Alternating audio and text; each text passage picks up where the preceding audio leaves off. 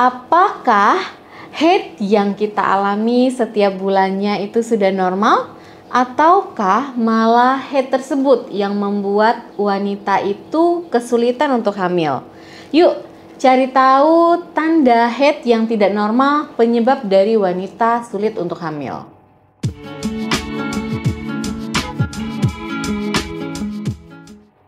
Hai, assalamualaikum sahabat sehat. Ketemu lagi nih sama saya Dr. Wedelia di channel Dr. WSP. Teman-teman, follow ya IG saya di sini atau di sini @wedelia_sadina_putri. Teman-teman, jangan lupa di subscribe channel ini dan aktifkan ya notifikasi loncengnya. Nanti kalau ada video terbaru dari saya, teman-teman bisa langsung nonton. Jangan lupa di like, di komen, dan di share juga ya teman-teman. Siapa tahu di luar sana ada teman-teman kita yang membutuhkan informasinya. Ketika teman-teman ingin melakukan program hamil, ada satu hal nih yang penting untuk teman-teman perhatikan, yaitu adalah siklus menstruasi kalian. Karena dengan mengetahui siklus menstruasi kita akan mudah nih untuk menentukan masa subur kita. Nah, masa subur inilah yang penting untuk program hamil.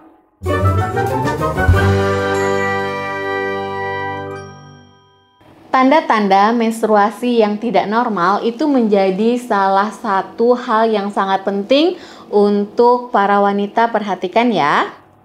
Karena tanda-tanda ini tadi bisa kita jadikan sebagai indikator nih untuk melihat apakah wanita tersebut terkena suatu penyakit yang serius atau tidak.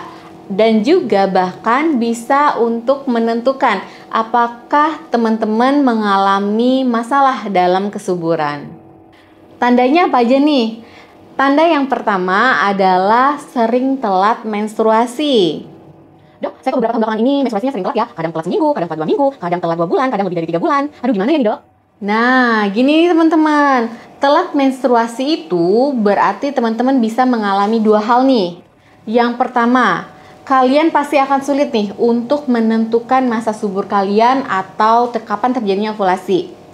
Yang kedua, memang ada masalah dari kesehatan kalian. Penyebab dari menstruasi yang telat ini juga banyak nih teman-teman. Bisa yang pertama karena gangguan hormonal, contohnya PCOS. Video PCOS ini udah pernah ya saya jelasin pada video sebelumnya. Kemudian bisa juga karena teman-teman kekurangan vitamin atau zinc. Kemudian karena teman-teman mengalami penyakit tiroid seperti hipotiroid, atau teman-teman melakukan diet yang terlalu ekstrim. Atau bisa juga karena penggunaan KB yang hormonal. Atau bisa juga karena teman-teman mengalami tingkat stres yang tinggi, lagi banyak pikiran nih. Nah, hal yang seperti itu harus teman-teman cari tahu dulu nih, apa sih kira-kira penyebabnya.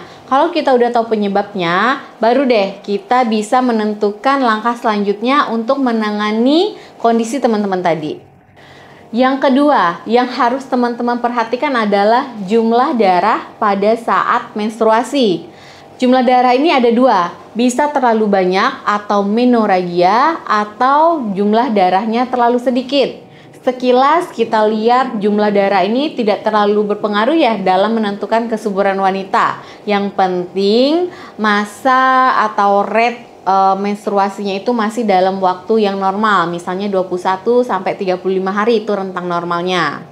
Namun nih faktanya teman-teman, banyak yang mengalami gangguan kesuburan apabila jumlah darahnya itu terlalu banyak ataupun jumlah darah pada menstruasi terlalu sedikit. Kita bahas yang pertama saat menstruasi darahnya terlalu banyak ya. Saat kita menstruasi terlalu banyak, keluar darahnya, itu akan menyebabkan teman-teman kesulitan nih untuk mempertahankan kehamilan yang sehat. Bisa jadi teman-teman sedang mengalami gangguan seperti adanya fibroid atau polip rahim, kemudian endometriosis, kemudian gangguan hormon, ataupun teman-teman sedang mengalami radang panggul. Teman-teman pada bingung nggak nih gimana cara kita menentukan apakah haid yang kita alami ini darahnya terlalu banyak?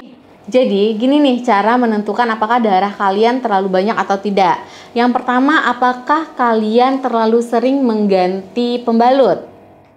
Yang kedua, apakah kalian merasa pusing, mual, atau bahkan sesak nafas ketika mengalami menstruasi? Itu diakibatkan karena kalian mengalami kurang darah atau anemia akibat perdarahan pada saat menstruasi itu terlalu banyak jumlahnya.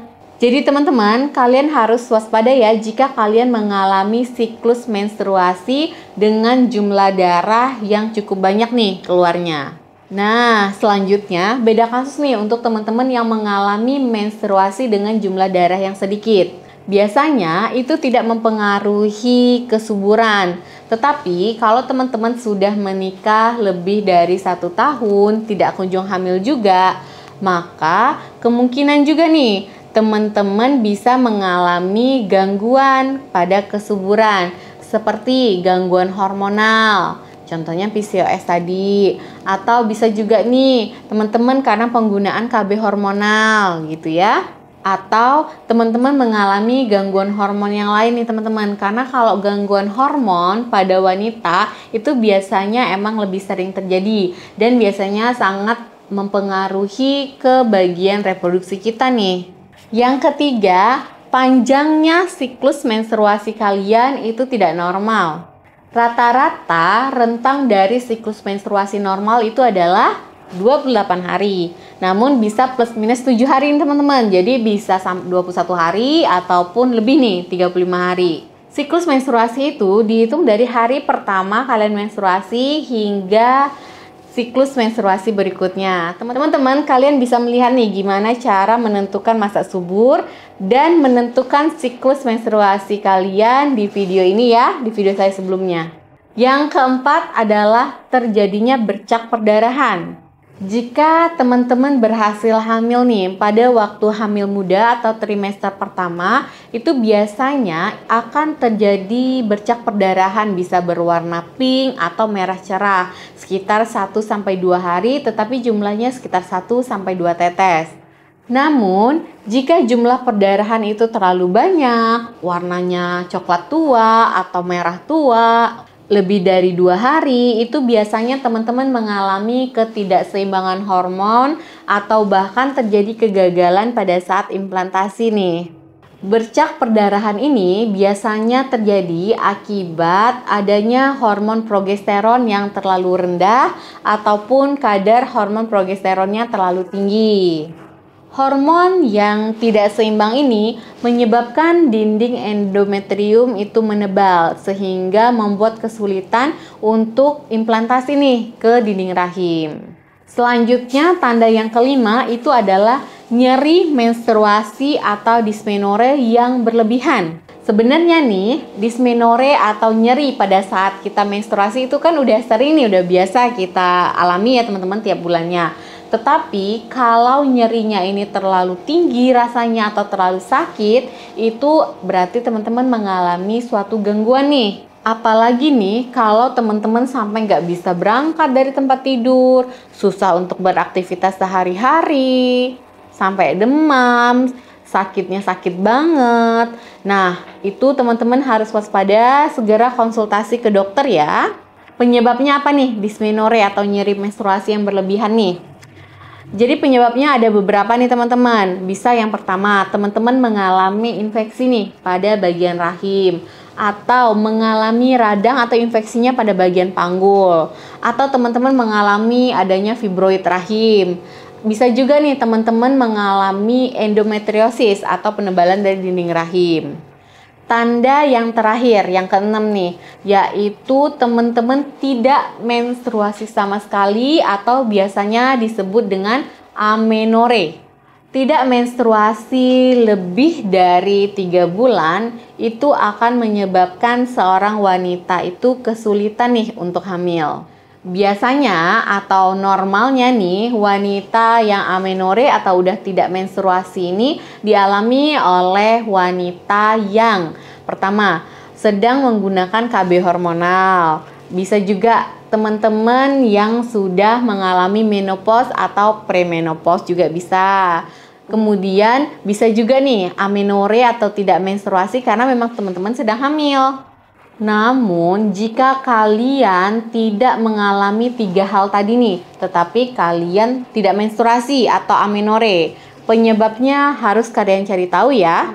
Penyebab yang pertama itu adalah kegemukan, gangguan hormonal atau PCOS tadi, gangguan makan, gangguan ovulasi, dan juga pada kalian yang sedang menjalani diet ekstrim yang kurang sehat gitu ya. Dan bisa juga nih teman-teman mengalami gangguan kesehatan lain, misalnya tiroid atau yang lainnya juga banyak nih teman-teman. Penyebab dari kalian tidak mengalami menstruasi lagi. Dan itu harus kalian cari tahu apa penyebabnya. Jadi kalian segera konsultasi ke dokter. Oke? Apalagi nih jika kalian berusia kurang lebih 20 tahun, belum sampai 40 tahun nih, tidak mengalami menstruasi lebih dari 3 bulan, tidak menstruasi sama sekali nih ya, maka segera konsultasikan ke dokter untuk mencari tahu penyebabnya ya. Oke teman-teman, itu aja video saya kali ini. Semoga teman-teman selalu sehat dimanapun kita berada. Terima kasih untuk teman-teman yang sudah menonton video ini. Sampai jumpa. Assalamualaikum.